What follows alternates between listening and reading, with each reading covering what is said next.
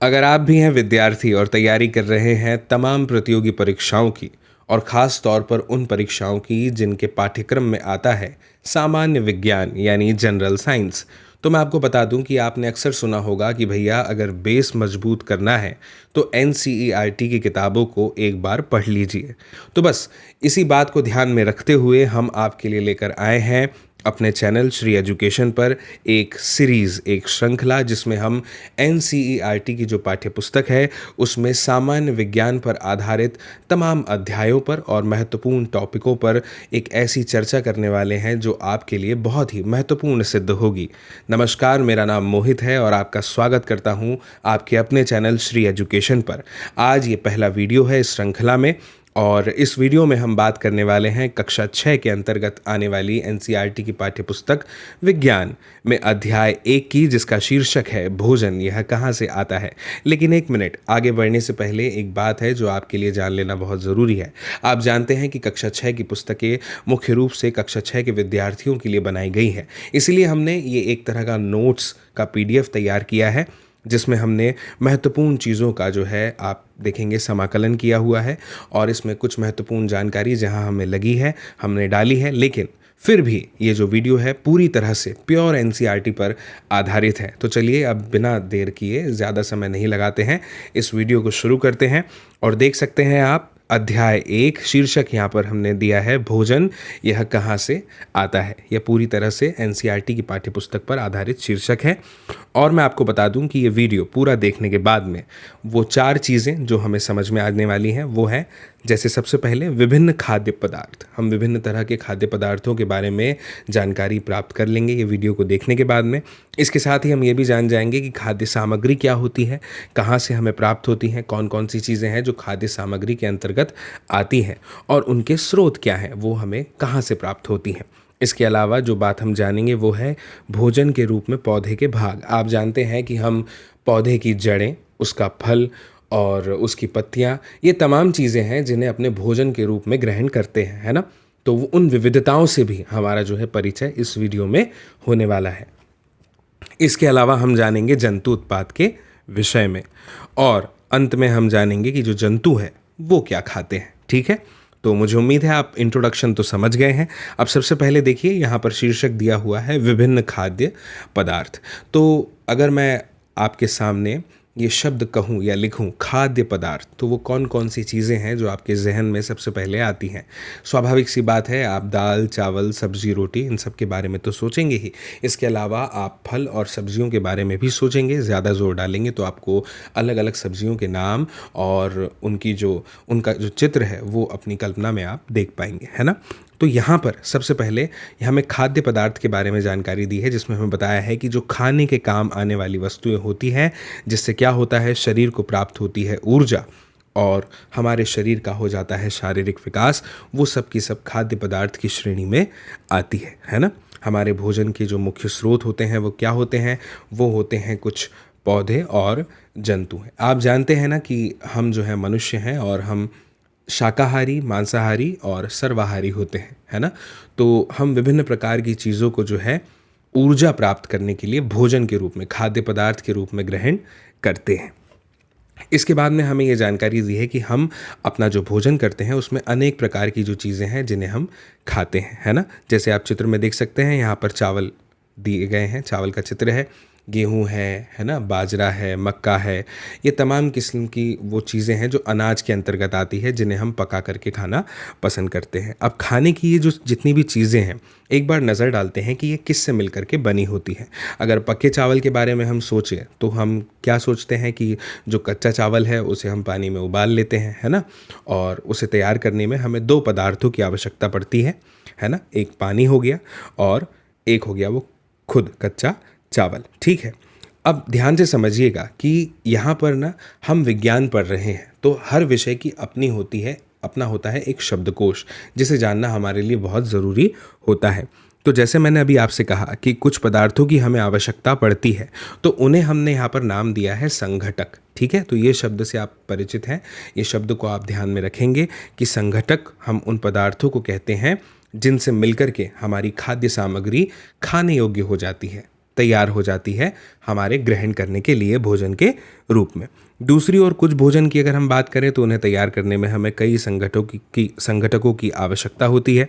यदि हम सब्जी बनाना चाहते हैं तो हमें अलग अलग कई प्रकार की कच्ची सब्जियां, जैसे यहाँ पे नाम दिया है, नमक, तेल, मसाले आदि की आवश्यकता होती है। चित्र में भी आप देख सकते हैं, है ना। ये जो जानकारी मैं आपको दे रहा हूँ ये बहुत ही छोटे स्तर की जानकारी इस समय आपको महसूस हो सकती है, लेकिन आप याद रखिए कि जब हम कक्षा 6 में थे तब हमें ये नहीं पता था कि हम जो पढ़ रहे हैं उसके आगे क्या मायने हो सकते हैं, लेकिन अब हमें पता है तो हमें कक्षा 6 से ही पढ़ना चाहिए, है ना। तो ये मैंने जो है एकदम बेसिक से, एकदम शुरुआत से ये पीडीएफ तैयार किया है। मैं चाहता हूँ कि छोटी छोटी चीज़ों के बारे में भी हमें जानकारी हो। कई बार हमारा मस्तिष्क हमसे कहता है कि हमें इन प्रश्नों के जवाब पता हैं, लेकिन जब हम जोर डालते हैं तब हमें लगता है कि नहीं, हम इन्हें परिभाषित नहीं कर पा रहे हैं। और एक अच्छे स्टूडेंट के लिए ये बहुत ज़रूरी है कि वो अपना बेस मजबूत बनाए रखे, है ना। ठीक है, अब देखिए यहाँ पर आप देख सकते हैं खाद्य सामग्री और उनके स्रोत की, आप कह लीजिए कि बहुत ही महत्वपूर्ण और छोटी सी जानकारी यहाँ पर दी हुई है। पौधों से प्राप्त भोजन की बात करें तो गेहूँ, सब्जियाँ, फल, नारियल, शक्कर, मसाले, चाय, कॉफ़ी, चावल, ये सभी वो चीज़ें हैं जो हमें पौधों से प्राप्त होती हैं, है ना। पौधे जो होते हैं साथियों, वो मानव शरीर को सही काम करने की स्थिति में रखने के लिए बहुत ही आवश्यक विभिन्न प्रकार के पोषक तत्वों का स्रोत होते हैं। आप सभी ने पोषण के बारे में सुना होगा, अंग्रेज़ी भाषा में इसे न्यूट्रिशन कहा जाता है। तो जो न्यूट्रिएंट्स होते हैं वो वास्तविक मायने में हमारे शरीर को प्रदान करते हैं ऊर्जा, और भी वो बहुत सारे तत्व जिनसे हम अपने शरीर को स्वस्थ रख पाते हैं और चलायमान स्थिति में रख पाते हैं, है ना।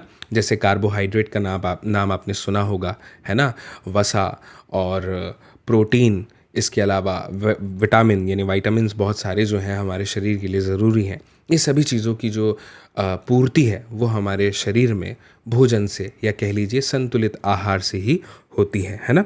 आप चित्र में देख सकते हैं गेहूं का परिवहन दिखाया गया है, धान के खेत दिखाए गए हैं, है ना। अभी ये पौधों से प्राप्त भोजन को हमने देखा, अब यहाँ पर हमें जानवरों से प्राप्त भोजन की छोटी सी जानकारी दी है। मुझे पता है, ये बात की खबर है कि आपको ये जानकारी पता है, जैसे दूध, मक्खन, चिकन, अंडे, मछली, तेल, शहद, दही, ये सब वो चीज़ें हैं, वो तमाम चीज़ें हैं जो हमें जानवरों से प्राप्त भोजन के अंतर्गत मिलती हैं। पशु उत्पाद की अगर बात करें तो इसका उपयोग प्रत्यक्ष या कह लीजिए अप्रत्यक्ष यानी इनडायरेक्टली होता है, भोजन के रूप में किया जाता है। पशु उत्पाद जो है वो पोषक तत्वों का एक समृद्ध स्रोत होते हैं, है ना। आपने अक्सर सुना होगा कि हमें कई बार सलाह दी जाती है डॉक्टरों के द्वारा, वैद्य चिकित्सकों के द्वारा, कि हमें अपने भोजन में कुछ नॉनवेज चीज़ें लेनी चाहिए। जैसे ख़ास तौर पर अंडे के बारे में आपने सुना होगा, है ना। और भी बहुत सारी चीज़ें हैं जो प्रोटीन की कमी पूरी करने के लिए ली जाती हैं, है ना, जानवरों से प्राप्त भोजन के रूप में। दूध, आप जानते हैं कि दूध का उपयोग बहुत सारी बीमारियों के इलाज के लिए बहुत ज़रूरी होता है। हमें डॉक्टर द्वारा सजेस्ट किया जाता है कि हमें दूध लेना चाहिए, है ना, अलग अलग तरह से।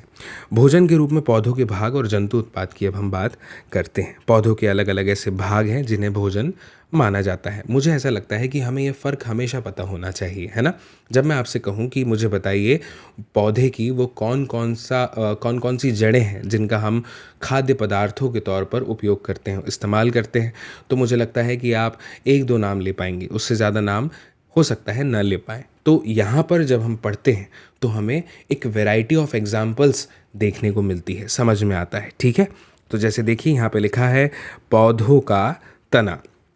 तो भोजन के रूप में अगर हम बात करें तो कुछ पौधे ऐसे हैं जो भोजन को अपने तने में संग्रहित करते हैं। मुझे पूरी उम्मीद है कि आप विषय संबंधी भाषा पर भी ध्यान दे रहे होंगे, है ना। जैसे यहाँ पे बताया है तने के रूप में हम जिन भोजन का उपयोग करते हैं, आलू, प्याज, अदरक, गन्ना, लहसुन आदि, ठीक है ना। तो मुझे उम्मीद है कि आपको ये तमाम नाम पता होंगे, लेकिन इस तरह से नहीं पता होंगे कि ये उन पौधों का तना है, ठीक है ना। इसके बाद में अगर पौधे के बीज की बात करें तो कुछ पौधे ऐसे हैं जो अपने भोजन को अपने बीज में संग्रहित करते हैं और हम उनके बीज को अपने भोजन के रूप में ग्रहण कर सकते हैं। जैसे कि मूंगफली हो गई, दाल हो गई, गेहूं है, चावल है, ये सारे के सारे बीज हैं। इसके बारे में तो हमें जानकारी है ना। पौधों की अब जड़ों की बात करते हैं। तो अगर पौधों की जड़ों की हम बात करें तो पौधों की जड़ों में जैसे कि आप देख सकते हैं यहाँ पर उदाहरण दिए हैं शलजम, मूली, गाजर, चुकंदर आदि का। ये भोजन के रूप में हम पौधों की कुछ जड़ें हैं जिनका उपयोग करते हैं। ऐसे ही हमें पौधों के फल के बारे में भी जानकारी दी है। अगर फल में बात करें तो आम, सेब, अमरूद, अंगूर आदि ये वो चीज़ें हैं जो हमें भोजन के फल के रूप में हम ग्रहण करते हैं, ठीक है ना, पौधों में। तो मैं आपको एक बात बता देना चाहता हूँ यहाँ पे, एक बेसिक चीज़ है, मुझे लगता है हम विज्ञान पढ़ रहे हैं तो आपको इस बात की जानकारी होनी चाहिए। आपको ये पता है कि पौधे अपना खाना प्रकाश संश्लेषण की विधि द्वारा तैयार करते हैं, है ना, पत्तियाँ भोजन बनाती हैं, हम बचपन से पढ़ते आ रहे हैं। अगर आपसे कोई पूछ ले, एक बुनियादी प्रश्न है कि आम के पेड़ में आम कैसे लगते हैं, तो आप इसका वैज्ञानिक तौर पर क्या जवाब देंगे? मैं आपको बता दूं कि पत्तियां जो वृक्ष के लिए भोजन तैयार करती है, पौधे के लिए भोजन तैयार करती है, उसे ग्लूकोज कहा जाता है। लेकिन वो जो भोजन है जिसका रासायनिक नाम C6H12O6 C6H12O6 है, ग्लूकोज फ्रक्टोज है ना, ये आपने पढ़ा होगा रसायन विज्ञान में। वो बहुत मात्रा में तैयार होता है और वो बच भी जाता है। तो उस भोजन को तैयार होने के बाद जो बच जाता है कहते हैं स्टार्च। तो पेड़ की जो पत्तियां हैं, जो पेड़ है, वो उस बचे हुए भोजन यानी स्टार्च को कुछ कुछ जगहों पर एकत्रित करना शुरू कर देता है अपने भागों में। तो जहाँ पर वो एकत्रित करता है वहाँ पर तैयार होते हैं फूल, और फिर और अधिक स्टार्च के एकत्रीकरण से तैयार होते हैं फल, ठीक है। तो इस बुनियादी प्रश्न का जवाब अब आप दे सकते हैं कि आम के पेड़ में जहाँ आम लगा है वहाँ पर वो क्यों लगा है या कैसे लगता है, ठीक है। इसके बाद में बात करते हैं पौधों की पत्तियों के विषय में। तो भोजन के रूप में अगर हम पत्तेदार सब्जियों की बात करें तो इसका उपयोग हम भोजन के रूप में करते हैं, जैसे कि पालक हो गया, है ना, और गोभी, यहाँ पर नाम दिया है पत्ता गोभी, है ना, और स्पष्ट कर देता हूँ। तो ये वो चीज़ें हैं जिनका हम उपयोग करते हैं। फिर पौधों के फूल की बारी आती है। तो इसमें दो उदाहरण यहाँ पर हैं, जैसे कद्दू का पौधा हो गया, केले का पौधा हो गया। इसके जो फूल हैं उन्हें हम उपयोग करते हैं खाद्य सामग्री में, ठीक है।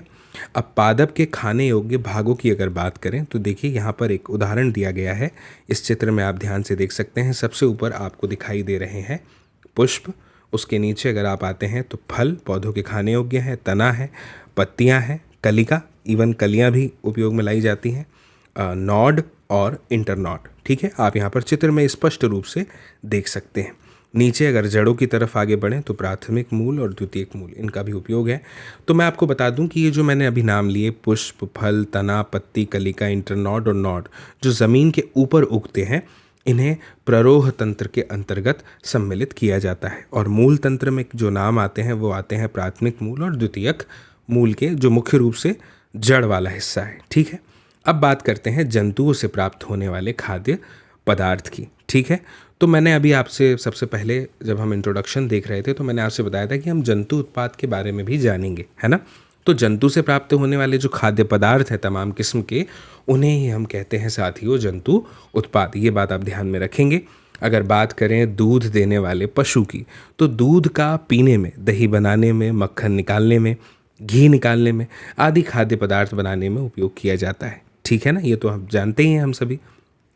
और दूध देने वाले जो पशु हैं, दुधारू पशु, जैसे उनमें नाम आता है गाय, भैंस, ऊंट और बकरी का, और आदि और भी ऐसे जीव हैं, है ना। तो भारत के विषय में आप जान लीजिए कि भारत जो है वो दुनिया में दूध का सबसे अधिक उत्पादन करने वाला देश है। ये एक सामान्य ज्ञान की बात है जो सामान्य विज्ञान के अंतर्गत आती है, आप इसे ध्यान में रखेंगे। कीड़े जो हमें खाद्य पदार्थ देते हैं, है ना, आपने शायद पहले कभी इसके बारे में सुना होगा कि कीड़े भी हैं जो हमें खाद्य पदार्थ प्रदान करते हैं, जैसे मधुमक्खियाँ। मधुमक्खियों से हमें क्या प्राप्त होता है? शहद प्राप्त होता है। अगर बात करें तो मधुमक्खियाँ कीड़ों की श्रेणी में आती हैं साथियों, और मधुमक्खी जो है वो पौधे के फूलों से मकरंद को चूस कर उसे शहद के रूप में अपने छत्ते में एकत्रित करती है। मुख्य बात है ये शब्दकोश जो इस विषय के अंतर्गत हमने अपने नोट्स में शामिल किए हैं, इस बात का हमें एहसास दिलाते हैं कि हम विज्ञान पढ़ रहे हैं, है ना। इसके बाद में अब हम बात करते हैं मांस देने वाले पशु की। तो इसके अंतर्गत जब हम बात करेंगे तो मांस जो है हम जानते हैं कि प्रोटीन का एक बहुत अच्छा स्रोत माना जाता है। कुछ जानवरों को मांस और अन्य खाद्य पदार्थ के लिए पालन किया जाता है, उनको पाला जाता है ना। पोल्ट्री फार्म का नाम आपने सुना होगा, जैसे मुर्गी, मुर्गा, भेड़, बकरी आदि तमाम जानवर हैं, जंतु हैं जो कि हमें मांस देते हैं। अब बात आती है उस बिंदु की जो हमने इंट्रोडक्शन में सबसे अंत में देखा था कि जंतु क्या खाते हैं, है ना। तो समझिए, जंतुओं को हमने मुख्य रूप से 3 वर्गों में विभाजित किया है या किया जा सकता है। सबसे पहला जो है वो है शाकाहारी, फिर मांसाहारी और सर्वाहारी, है ना। देख लेते हैं, एक नज़र डाल लेते हैं। शाकाहारी जंतु, ये वो जंतु हैं जो कि पेड़ पौधों से प्राप्त भोजन सामग्री को भोजन के रूप में ग्रहण करते हैं, है ना। इन्हें ही हम क्या कहते हैं, शाकाहारी जंतु। उदाहरण के तौर पर नाम लिख लेंगे, देख लेंगे, जैसे गाय, बकरी, हिरण, ऊंट, भेड़ आदि। इसके बाद में मांसाहारी जंतु, ये वो जंतु हैं जो कि विभिन्न जंतुओं से प्राप्त भोजन सामग्री जो होती है, जैसे कि मांस है, मछली है, इनको भोजन के रूप में ग्रहण करते हैं। उदाहरण के तौर पर कई सारे नाम आप दे सकते हैं, शेर, सांप, भेड़िया, मगरमच्छ, चीता आदि। फिर आता है सर्वाहारी जंतु। अब ये कौन है, ये वो हैं जिनमें मांसाहारी भी आते हैं और शाकाहारी दोनों, जैसे ऐसे जंतु जो जंतुओं तथा पेड़ पौधे दोनों से प्राप्त भोजन सामग्री को भोजन के रूप में ग्रहण करते हैं।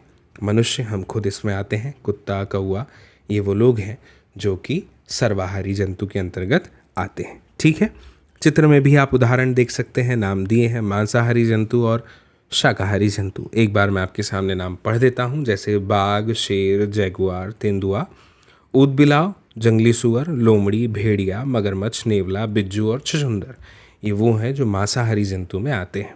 अगर शाकाहारी जंतु की बात करें तो गाय, भैंस, भेड़, ऊंट, बकरी, जिराफ, हाथी, घोड़ा, पहाड़ी भैंसा, सूअर, बैल और कंगारू, ये वो हैं जो कि शाकाहारी जंतु के अंतर्गत आते हैं। ठीक है, इसके बाद में बात करते हैं सर्वाहारी जंतु की। अगर सर्वाहारी जंतु की बात करेंगे तो इसमें कुत्ते का नाम आएगा, चूहा, चिंपांजी, सियार, बंदर, फॉक्स, गिलहरी, सुअर, भालू और चूहा, कांटेदार जंगली चूहा। ठीक है, अच्छा, अब आप इस सारणी को ध्यान से देखिए, ये बहुत ज़रूरी है। इसमें 3 कॉलम हैं। एक पहला वाला जो है उसमें हम खाद्य वर्ग को देखेंगे, दूसरे में देखेंगे पोषक तत्व को, और तीसरे में देखेंगे पोषक तत्व वाले खाद्य पदार्थों के बारे में जानकारी। ठीक है, सबसे पहले जो नाम आप स्क्रीन पर देख रहे हैं वो है ऊर्जा प्रदान करने वाले, है ना। मैंने आपको बताया था कि हम जब भोजन ग्रहण करते हैं तो भोजन के अंदर विभिन्न प्रकार के तत्व होते हैं, पोषक तत्व होते हैं, जो क्या करते हैं, हमारे शरीर की अलग अलग आवश्यकताओं की पूर्ति करते हैं।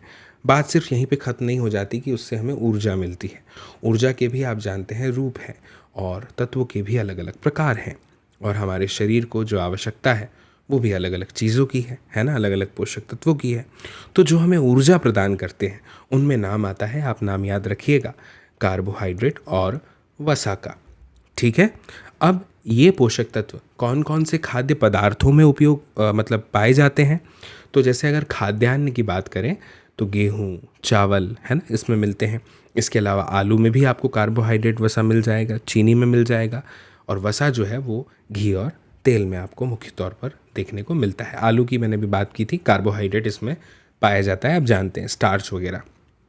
ठीक है, इसके बाद ऊर्जा के बाद अब बात करते हैं शरीर के निर्माण करने वाले खाद्य वर्ग कौन से हैं। तो इसमें जो पोषक तत्व है वो है प्रोटीन। प्रोटीन जो है वो शरीर निर्माण में सहायक है।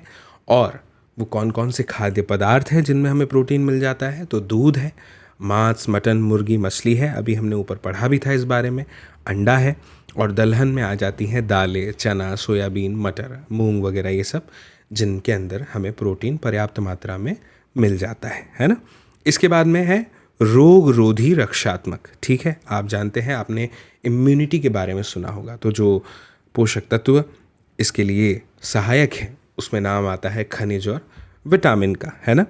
तो कौन कौन से खाद्य पदार्थ हैं जिनमें ये पोषक तत्व हैं, खनिज और विटामिन। इसमें सब्जियां जो है वो विशेष रूप से पत्ते वाली जो होती हैं, एनीमिया के लिए भी हम हरे पत्ते वाली सब्जी जैसे पालक वगैरह ये सब खाते हैं, आप जानते हैं ना। एनीमिया वो रोग होता है जिसमें हमारे रक्त में लौह तत्व की कमी हो जाती है, हीमोग्लोबिन, है ना। ठीक है, फिर हरी सब्जियों में आता है नाम पालक का, पत्ता गोभी का, बथुआ आदि का। ठीक है, भोजन में रुक्षांश अगर बात करें, रेशे, ये सारी चीज़ें हमें प्राप्त होती हैं, इनसे हमें खनिज विटामिन की पूर्ति होती है। हालांकि जो रेशा होता है वो पाचन में सहायक होता है ना। उसका सीधे तौर पर कोई हम ऐसा अपने शरीर में फ़ायदा जो है वो नहीं देख सकते, जैसा कि हम कार्बोहाइड्रेट का देख सकते हैं कि उससे हमें ऊर्जा मिलती है, लेकिन वो पाचन में बहुत सहायक होता है। फिर है सलाद, बैगन और सभी प्रकार के फल और फलियाँ। ठीक है, ये वो चीज़ें हैं जो हमें खनिज और विटामिन प्रदान करती हैं। साथियों, मुझे उम्मीद है कि आपको ये वीडियो ज़रूर पसंद आया होगा, है ना? आप ज़रूर इस वीडियो को अपने सभी साथियों के साथ साझा कीजिएगा। आपका रिस्पॉन्स जो है वो हमें चाहिए इस वीडियो पर। हम प्रयास करेंगे कि जल्द से जल्द पूरी सीरीज़ आपके लिए उपलब्ध करा सकें। और एक बात, इस वीडियो को देखते समय एक बात आपने ज़रूर ध्यान में रखी होगी, जो आपसे अपेक्षित है कि ये कक्षा 6 की पाठ्यपुस्तक पर आधारित पहले अध्याय पर बना वीडियो था। तो ये उसी स्तर का था। जैसा कि मैंने आपसे कहा कि मैं एनसीईआरटी को प्योर रूप से इन वीडियो में उपयोग करने वाला हूँ, इस्तेमाल करने वाला हूँ।